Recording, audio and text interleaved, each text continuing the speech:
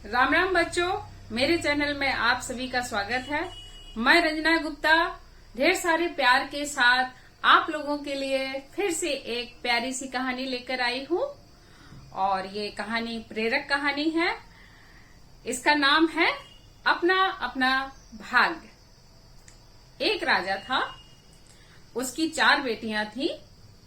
एक बार राजा बड़े मन में उत्साहित होकर अपनी 4 बेटियों को अपने पास बुलाया और बारी बारी से सब बेटियों से पूछा कि बिटिया, तुम किसके भाग्य से खाती हो। तो बड़ी बिटिया ने एक कहा बड़े विनम्र भाव से कि पिताजी, मैं आपके भाग्य से खाती हूँ। दूसरे ने भी यही जवाब दिया कि पिताजी, मैं आपके भाग्य से खाती हूँ। तीसरी से पूछा गया कि बेटा, तुम किसके भाग्य से खाती हो। तो तीसरी ने भी यही जवाब दिया कि मैं आपके भाग्य से खाती हूँ। भाग्य मतलब लक। और जब चौथी से पूछा कि बेटा, तुम किसके भाग्य से खाती हो, तो चौथी ने जवाब दिया, वो थोड़ा समझदार थी, उसने जवाब दिया कि पिताजी, मैं अपने भाग्य से खाती हूँ। पिताजी बड़े नाराज हुए, बोले, मैं राजा हूँ, राजशाही सुख मैं देता हूँ अपनी बेटियों को, और ये छोटी सी बच्ची मुझसे कह रही है कि मैं अब अपने भाग्य से खाती हूँ। पिताजी बड़े नाराज हुए, राजा साहब बड़े नाराज हुए कि देखता हूँ कि अपना भाग्य क्या होता है। खाती मेरे भाग्य से, यदि मैं राजा नहीं होता तो क्या इतना ऐसो आराम अपनी बेटियों को करा पाता। उन्होंने गुस्से में आकर क्या किया राजा साहब ने कि अपनी तीनों बेटियों के लिए बहुत अच्छे राजघरानों से राजकुमार ढूंढे और तीनों बेटियों का विधिवत, जैसे राजशाही परिवार में शादियां होती हैं, वैसे शादी की। चौथी राजकुमारी के लिए उन्होंने मंत्री से कहा कि आज सुबह से तुम जब निकलो राजमहल से, और जो तुम्हें पहला युवक मिल जाए, मतलब चाहे वो बूढ़ा हो चाहे लंगड़ा हो, जैसा भी हो, जो पहला युवक तुम्हें बाहर मिल जाए सुबह सूर्योदय के पहले, उसी से मेरी बेटी का विवाह होगा और मैं देखता हूं कि भाग्य क्या चीज होती है। तो मंत्री ने बहुत समझाया कि राजा बच्ची है, उसने कुछ कह दिया। महारानी ने भी समझाया कि देख सुन के घर बार ढूंढो, और बच्ची है, कुछ कह दिया तो क्या हुआ। पर राजा ने कहा कि नहीं, उसने कहा कि मैं अपने भाग्य से खाती हूँ। अब मैं देखना चाहता हूँ कि वो अपने भाग्य से ऐसो आराम कैसे करती है। अब मंत्री तो मंत्री ठहरा, उसे तो राजा की बात माननी ही थी। वो राजा का मंत्री अपना सुबह से सूर्योदय के पहले घर से महल से बाहर निकला तो उसे एक घूरा मिला। घूरा मतलब होता है कि जहां कूड़ा कबाड़ा जमीन पर डाला जाता है।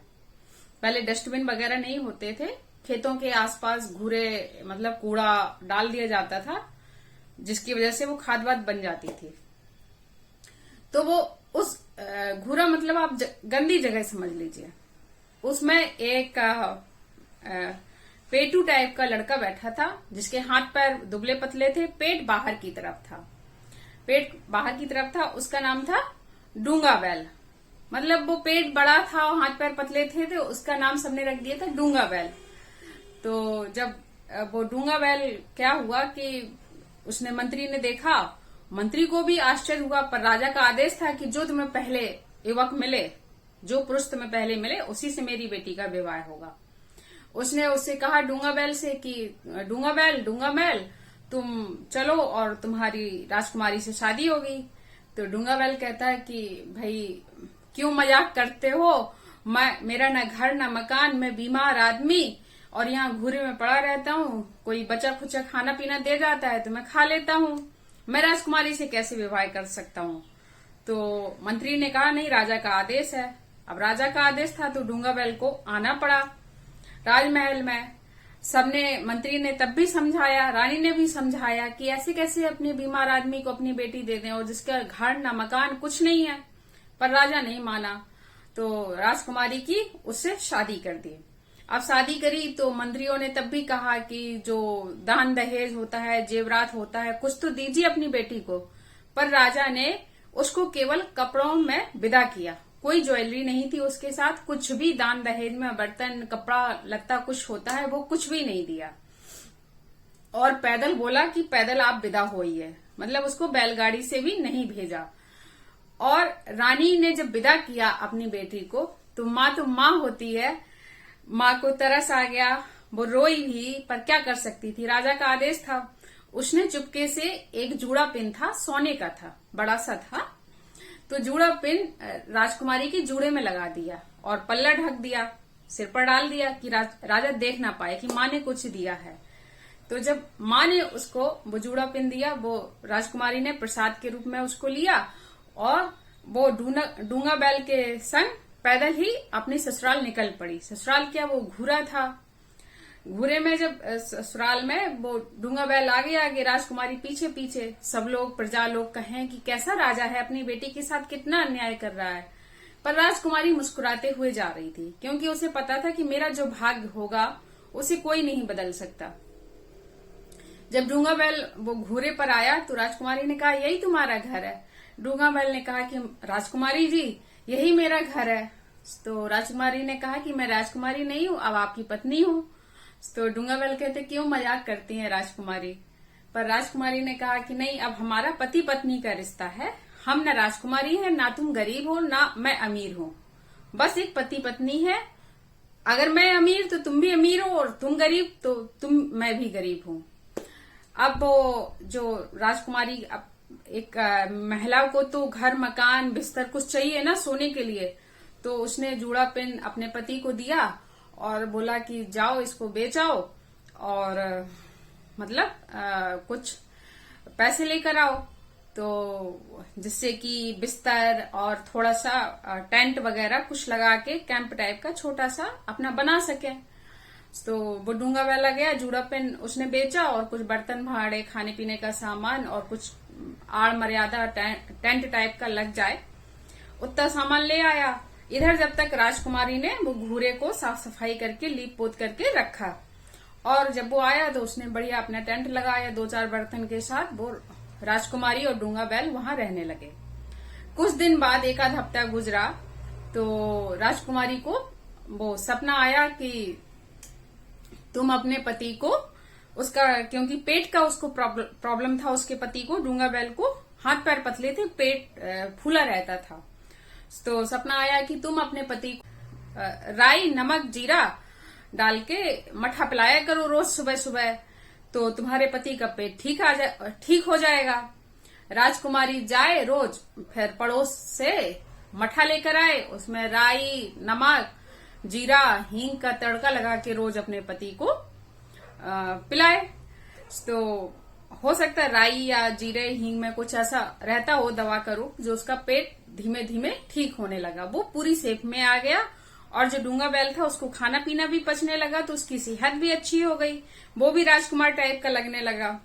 और अब धीमे धीमे राजकुमारी और डूंगा बैल कुछ काम वाम करने जाने लगा, मेहनत मजदूरी करके कुछ कमा के लाता, उसी से घर चलता था।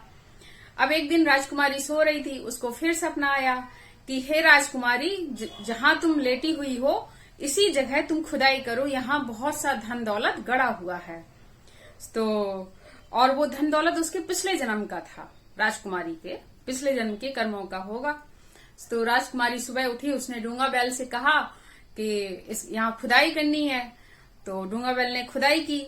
जब खुदाई की तो ढेर सारा धन मिला। जब ढेर सारा धन मिला, इतना धन था कि डूंगा बैल ने अपना खुद का एक नगर बसा लिया और अपना खुद का राजा बन बैठा, और जो राजकुमारी थी वो राजकुमारी महारानी बन गई, अच्छे से रहने लगे। इधर राजा के साथ क्या हुआ, जैसे ही उसने छोटी बेटी को विदा किया, दूसरे राजा ने इसके ऊपर चढ़ाई कर दी, और जो 3 राजकुमार दामाद थे वो उन सब ने भी लड़ाई में भाग लिया। पर तीनों राजकुमारियों के मतलब जो और 3 दामाद थे वो उसमें लड़ाई में मारे गए।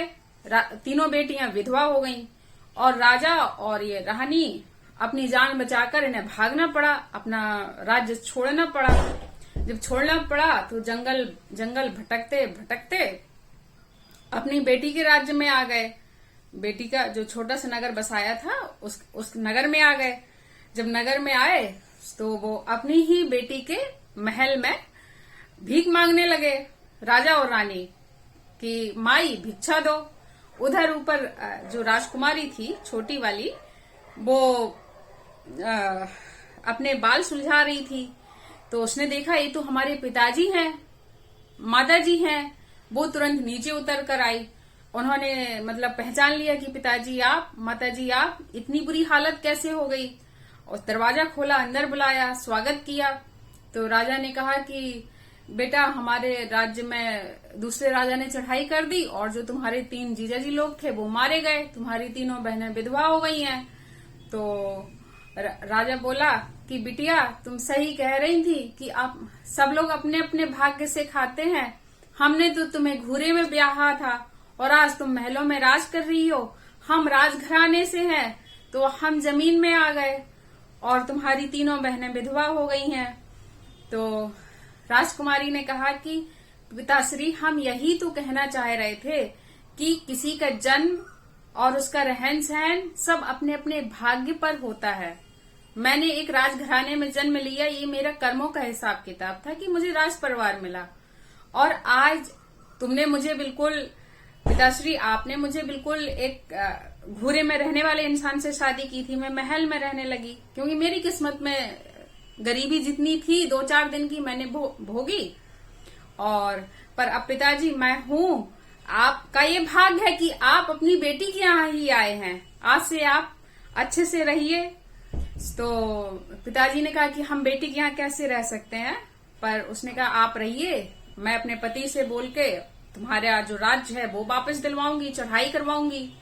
तो जो राजकुमारी का जो डूंगा बैल था, अब जो कि अब राजकुमार जैसे रहता था, राजा की तरह रहता था, उसने कुछ सेना तैयार करके अपने उसमें सेना पर चढ़ाई की। राजा का राज्य मिला वापस बेटी के बदौलत और वो अच्छे से रहने लगे। इधर बेटी राजकुमारी और डूंगा बैल अच्छे से रहने लगे। कहानी खत्म हुई। तो देखा बच्चों, ये अपना अपना भाग्य होता है कि हम क्या करते हैं। एक कर्म था कि जैसा भी है हालात से समझौता किया, उसमें वो रोए नहीं, कुछ कर्म भी किया, कुछ भाग्य ने साथ भी दिया। कहानी खत्म हुई। कैसी लगी कहानी? इसमें एक चीज है, एक इसमें मेडिसिन भी है। हो सकता है पहले जमाने में कहानियों के तौर पर ही मेडिसिन बताई जाती हो कि मठे में राई, नमक, जीरा डाल के पीने से पेट ठीक हो जाता है। जो कि अभी भी पेट खराब होता है तो बोलते हैं मठा नमक जीरा डाल के पी लो।